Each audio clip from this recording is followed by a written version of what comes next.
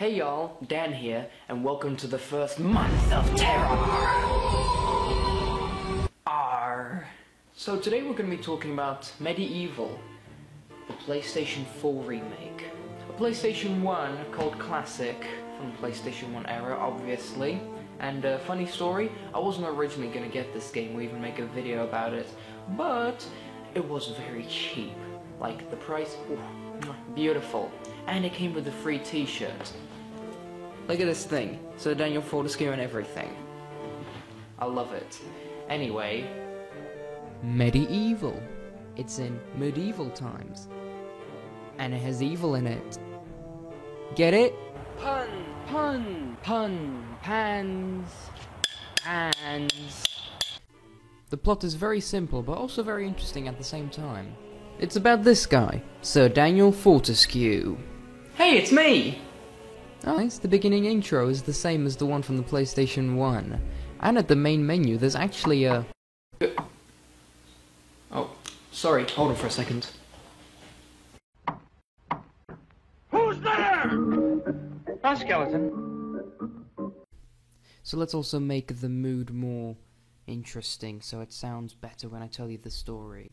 In the year 1286, in the kingdom of Gallowmere, there was a brave knight named Sir Daniel Fortescue.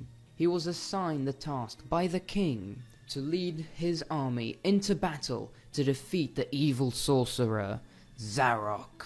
He's also the main villain of the game, by the way, just saying. But literally right after they told you this, you're literally shown a cutscene of him leading his army into battle and being the first to die with an arrow through his eye. That rhymed. Then it's dark but oddly hilarious at the same time. Right after you were woken up, you're immediately harassed by these two people on the wall, these two heads. They're very unique, the animation of how they move. I like it, it's very nice. And already they disrespect you so much that they even have to call you it. They don't treat you like a normal person or even like a hero or anything. They don't really care that much about you. But it's funny, and it encourages you to prove them wrong, to show you that you are Sir Daniel Fortescue. And not just a coward that literally died straight away when marched into battle. But yeah, this room definitely teaches you stuff, like, you know, like tutorial rooms do.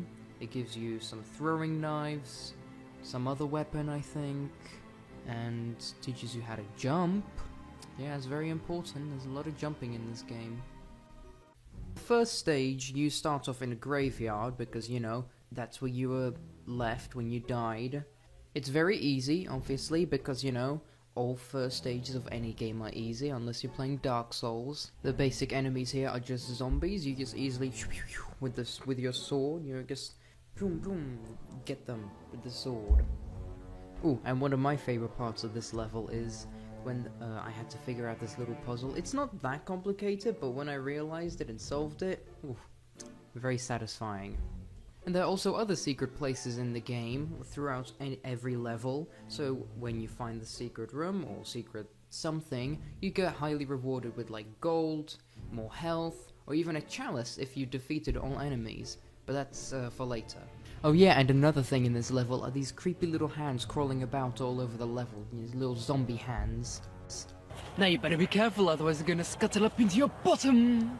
Stage 2 is Cemetery Hill, just more of the same, just, you know, you're still in the graveyard, but you have to go up this hill, and, oh wait, look at that! It's Bob-omb Battlefield from Super Mario 64! Yeah! Woohoo!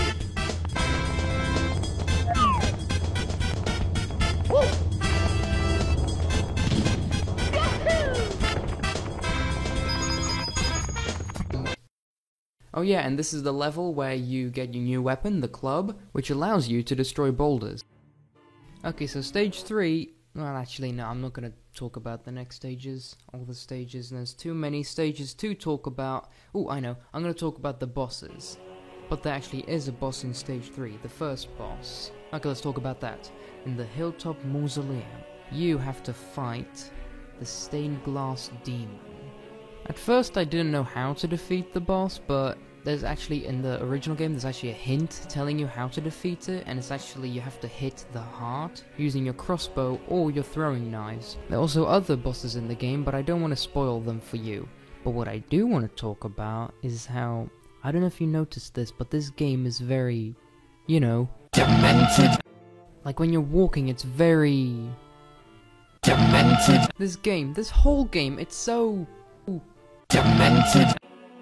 You know, there are stages in this game, obviously, you already know that, but there are also stages within stages, and by that I mean like quests. Like this one for instance, if you collected the witch's talisman a few levels back, then you can summon a witch in the enchanted forest here, and then do a little quest for her where she'll give you a great reward, and by that I mean a great weapon. She asks you to collect some amber for her, so I don't know what she's making, probably her little soup thing that she's making there. But you can also save these fairies. It's optional, but if you do it, that's how you get the chalice in this game, by collecting all the fairies, and then you get the chalice at the end. But my favourite part of this level are the fairies. I love the voices, they have Cockney accents. As a reward, I can grant you passage to the Hall of Heroes. I've never been there myself, but I've heard they got a free bar. Well, come on then, let's all go rolling down to the booze and get wanking with the lads, you cunt! So there aren't that many glitches in this game. I mean, this is only version 0.1, so there are bound to be some bugs somewhere. But there was one glitch that I thought was pretty funny. Like, seriously, what is he doing there? He's just looking and... So yeah, I'm not quite sure what's going on here. Suka! Bleach! Go! So the final boss of this game is Zarok, of course, but also his most trusted companion, his #1 soldier. And it's very satisfying and very funny to see Zarok's reaction when his most trusted and most loyal and best soldier dies right in front of him. Bugger. 10 out of 10. Best part of the game. Okay, one more time. Bugger. Well, that was definitely a PlayStation 4 remake, and, you know, this game definitely deserves to be, you know, loved just like all the other PlayStation 4 PS1 remakes, such as Crash Bandicoot N. Sane Trilogy, or the Crash Team Racing Nitro Fueled remake. And, you know what? There's some other PlayStation 1 games that I'd love to get remade, such as, like, Rayman 2, The Great Escape, or... well, I know it's not PlayStation 1 exclusive, it's on N64 and Dreamcast and all that, even PS2, but Ubisoft, maybe they can make some remake or maybe some exception, you know, just port it one more time, even though it's been ported so many times. So many. Or maybe even Metal Gear Solid, the original Metal Gear Solid game for PlayStation 1. Now, I doubt Konami would remake this on PlayStation 4 because, you know, Konami. But yeah. Wait a minute, I need to get Spyro Reignited Trilogy for the PlayStation 4. Oh no, damn it, I'm missing a remake!